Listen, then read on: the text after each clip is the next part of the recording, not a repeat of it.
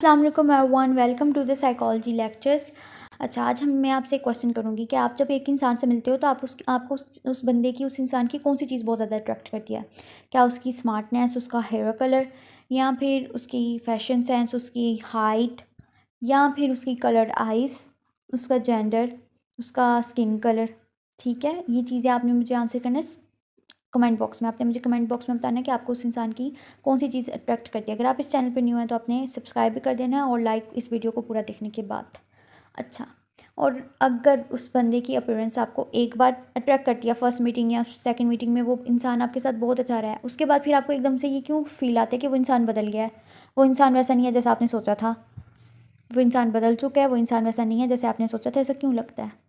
Okay, अब हम एक 3 चीज़ें डिस्कस करते हैं, ऐसे 3 फैक्टर्स जिनकी वजह से आप किसी को, आपके साथ कोई भी इंसान खुश हो सकता है, आपसे बात करना और आपको बहुत ज़्यादा अट्रैक्टिव बना देता है डिस्पाइट द फिज़िकल अपीयरेंस। हम फिज़िकल अपीयरेंस पे भी बात नहीं करें। नंबर 1 है वो चीज़ अवेलेबिलिटी, अप्रोचेबल। कि आप अप्रोचेबल हैं, वो इंसान आप तक आ सकता है, उस आप अवेलेबल हो, उस इंसान के लिए आप उसको अपना टाइम दे रहे हो, उसको अटेंड कर रहे हो। नंबर 2 कि giving the him positive vibes, क्या आप उसको पॉजिटिव वाइब्स दे रहे हो, वो आपसे मिलके एक पॉजिटिविटी फील कर रहा है और पॉजिटिविटी अट्रैक्ट्स, और वो फिर ज़्यादा अच्छा महसूस कर रहा है। नंबर 3 पे है कि आपके साथ जो टाइम उसका स्पेंड हुआ है वो प्लेयरेबल वक्त टाइम था, वो उसके लिए खुशकुन था, रिलैक्सिंग था, टेंशनें नहीं सुनाई, तंग नहीं किया, परेशानियाँ नहीं दी, बल्कि बहुत अच्छे से इंजॉयबल था, इंटरटेनिंग था, सिंपल वर्ड्स में।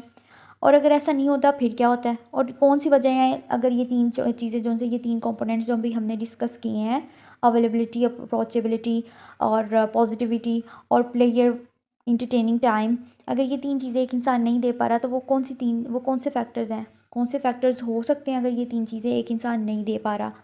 तो उनको हम डिस्कस करते हैं। ऐसे 6 फैक्टर्स डिस्कस करते हैं जिसकी वजह से एक इंसान लेस अट्रैक्टिव हो जाता है या अनअट्रैक्टिव लगता है, और इनको हम ओवरकम भी कर सकते हैं। अब हम ऐसे 6 फैक्टर्स डिस्कस करने लग गए हैं जो कि आपने आज के बाद नहीं करने, छोड़ देने हैं। Okay, number 1, being sleep deprived. सबसे पहले तो मैं कहूँगी अपने सोने के तरीके और टाइम सही कर लेना। अगर आपका सोने का टाइम सही है, आप रात को सो रहे हैं, दिन को जाग रहे हैं, तो यकीन माने फिर आप हमेशा खुशकुन रहेंगे, खुश रहेंगे। ये क्योंकि नींद पूरी नहीं हुई ना, उसके बाद आप जितनी मर्ज़ी कॉफ़ी पी लें, जो मर्ज़ी कर लें, आपने चिड़चिड़ा ही रहना। आपका एक वल्नरेबिलिटी फैक्टर है कि आपकी नींद पूरी नहीं हुई। सबसे पहले आपकी नींद पूरी होनी चाहिए। अगर आपकी नींद पूरी है, आपकी बेसिक नीड, बायोलॉजिकल नीड पूरी है ना, देन फिर आप लोगों से अच्छे से इंटरेक्ट कर सकते हैं, अच्छे से आप लोगों से मिल सकते हैं, फिर लड़ाई झगड़ा नहीं होगा लोगों के साथ आपका। अच्छा, उसके बाद फिर हम डिस्कस करते हैं कि आप जल्दी थकेंगे भी नहीं। अगर आपकी नींद नहीं पूरी हुई, आप चीज़ों से, लोगों से बहुत जल्दी फेड अप होना शुरू हो जाएंगे, उनको गिव अप करना शुरू कर देंगे, तो आप जल्दी थकेंगे नहीं अगर आपकी नींद पूरी नहीं हुई, और आप हर टास्क बहुत इनर्जेटिकली ओके के साथ करेंगे। ओके, उसके बाद फिर हम डिस्कस करते हैं बॉडी स्मेल।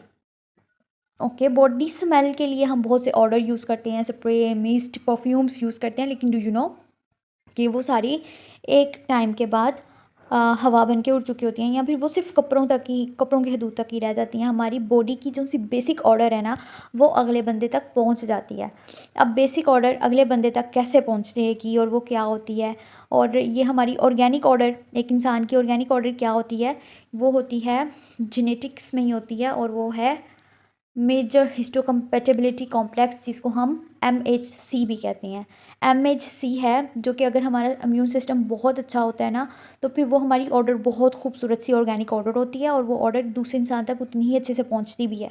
अगर हमारा इम्यून सिस्टम नहीं अच्छा, स्लीप नहीं अच्छी, खाना पीना नहीं अच्छा, पानी नहीं सही से ले रहे, या कोई भी बीमारी अपने आप को लगा ली है, तो फिर जाहिर सी बात है वो ऑर्डर भी फ़िक्रमंद होती है, उसमें भी वेरिएबिलिटी आती है।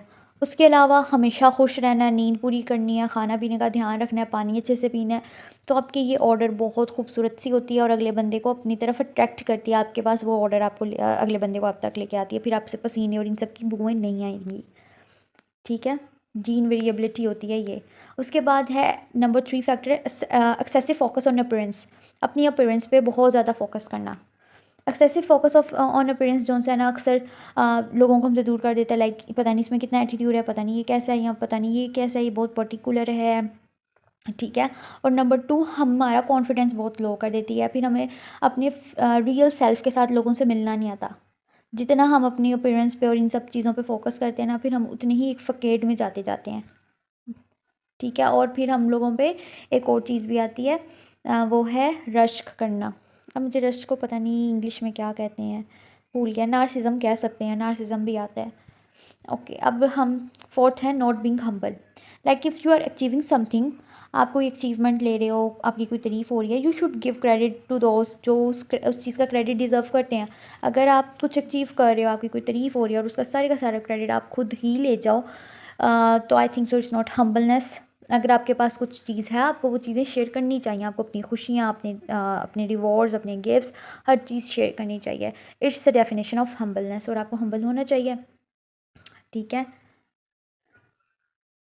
उसके बाद फिर हम लाइक आप अपनी अगर हम अपनी कोलीग्स के साथ हम्बली, अगर हम अपने कोलीग्स के साथ, अपने फेलोज़ के साथ, अपने टीचर्स के साथ, अपने पेरेंट्स के साथ, हर किसी के साथ अपना एक रिवॉर्ड शेयर करते हैं, क्रेडिट शेयर करते हैं, आई थिंक सो वो काफ़ी अच्छा फ़ील करते हैं और हम भी हम्बल हो जाएंगे इसी चक्कर में। और अगर हम अपनी वाइफ को उसका क्रेडिट देते हैं, लाइक हमारी जो सी वाइफ हैं, या फिर हमारा लाइफ पार्टनर, या हमारे सिबलिंग्स, हमारे पेरेंट्स, हमारी टीचर्स, हमारे वर्कर्स अगर हमारे लिए कुछ कर रहे हैं, अगर हम उनको उन चीज़ों का क्रेडिट देते हैं, तो वो अच्छा महसूस करेंगे और हमारे रिलेशनशिप्स बेहतर होंगे। ठीक है। लोगों पे कॉन्फिडेंस भी अच्छे से आता है। उसके बाद है overly smiley and too proud. अगर कोई इंसान बहुत ज़्यादा स्माइल कर रहा हो, या अगर कोई इंसान बहुत ज़्यादा प्राउड में हो, तो फिर लोग समझते हैं कि ये अप्रोचेबल नहीं है। और हमने क्या फर्स्ट पढ़ा कि वो अप्रोचेबल होना चाहिए। फिर इंसान को होता है इसने मेरी बात नहीं सुननी, इसके पास क्या बात करनी, इससे क्या बात करनी, और फिर इंसान अच्छे से कम्युनिकेट नहीं करता। ठीक है। तो सबसे पहले ज़्यादा स्माइल भी नहीं करनी, मॉडरेट स्माइल्स रखनी है चीज़ों को लेके। अगर ज़्यादा स्माइल करे तो उसको लगता है झल्ला सा है, इसको मेरी बात समझ नहीं आएगी, इसका तो हर वक्त का ही काम है ऐसे स्माइल करते रहना, इसको कुछ समझ नहीं आती। और ये वो ना काफ़ी जोकर भी समझते हैं और बेवकूफ़ भी समझते हैं। और अगर बहुत ज़्यादा प्राउडी हो तो फिर कुछ और ही समझ लेते हैं कि इसको कुछ, वो जेलसी फैक्टर उनका एक्टिवेट हो जाता है। ठीक है। तो वो भी नहीं हमने एक्टिवेट करना, हमने एक पॉजिटिव कम्युनिकेशन करनी है। लाइक उस फैक्टर में हमने बात की अवेलेबिलिटी, पॉजिटिव कम्युनिकेशन, और अगले बंदे का एक्सपीरियंस हमारे साथ अच्छा हो, तो इसलिए हमने बॉडी और अपनी अपीयरेंस पे ज़्यादा फोकस नहीं करना। इन सब चीज़ों को भी डिस्कस किया। उसके बाद है contractive body language. Contractive body language like tortoise की बॉडी लैंग्वेज के बिल्कुल इकट्ठे होके बाजू बांध के बैठ जाने, या टांगों से क्रॉस करके बैठ जाना, ऐसे नहीं हमें बैठना चाहिए। हमें हमेशा ओपन आर्म्स के साथ बैठना चाहिए। मेरे पास अगर कोई social communication, low self esteem, इन सब के पेशेंट्स आते भी, मैं सबसे पहले उनको कहती हूँ उनका बॉडी पोस्चर सही करती हूँ। ठीक है। तो हमेशा अपने शोल्डर्स को ब्रॉड करके, अपने हैंड्स को वाइड करके, अपनी लेग्स को भी वाइड करके बैठना चाहिए। एक वाइड और ओपन पोस्चर के साथ बैठना चाहिए, ताकि हम एक वाइजर मैन लगें। अगर हम कंजर्वेटिव वे में और हर्ड हो के बैठते हैं, बिल्कुल इकट्ठे होके, तो फिर हमारी पर्सनैलिटी सारी थश थश थश हो जाती है। ठीक है। सो बी एक्स्ट्रोवर्टेंट, और अपनी बॉडी पोस्चर बिल्कुल खुला ढुल्ला सा रखें आप। उनको ज़्यादा खुला भी नहीं रखना कि हाथ पाँव चीज़ों पे बचते फिरें। ओके, अगर आप इन चीज़ों पे काम करें, put your body into it, अपनी बॉडी को उन कामों पे लगाएं। लोगों से मिल रहे हैं, लोगों से खुल के मिलें, हाथ पाँव ज़रा खोल के मिलें। हाँ, हाथ पाँव मिला, अगर आप हाथ मिलाना चाहें हाथ मिलाएं, अगर आपके कल्चर में है, और आपके जो भी कल्चर कहता है आप उनसे ज़रूर इंटरेक्ट करें, उनसे फ़िज़िकल कांटेक्ट करना। अगर आपका कोई इतना है करीबी कि आप उनसे फ़िज़िकल कांटेक्ट कर सकते हैं, आप करें, ताकि आपका एक पॉजिटिव और एक ऑर्गेनिक सा ऑक्सीटॉक्सिन रिलीज़ करने वाला एक इंटरेक्शन और एक कम्युनिकेशन बने उनके साथ। ठीक है। उनके साथ अच्छी मीटिंग हो। अगर आप डोंट केयर और अपने ही आर्म्स फोल्ड करके अपने ही एक कोने पे बैठे हुए हो, तो फिर आप बहुत लेस अट्रैक्टिव हो जाते हो। ठीक है। आई होप अब आप इनमें से कौन से थे, और आप अब अपनी कौन सी आदत छोड़ेंगे, मुझे कमेंट बॉक्स में आपने ज़रूर बताना है। आई होप कि आपको ये वीडियो अच्छी लगी हो। अब आपने सब्सक्राइब और लाइक ज़रूर करना है। Thank you for the watching, और प्लीज़ अपने कमेंट्स में रिव्यू ज़रूर शेयर करिएगा। अल्लाह हाफ़िज़, टेक केयर।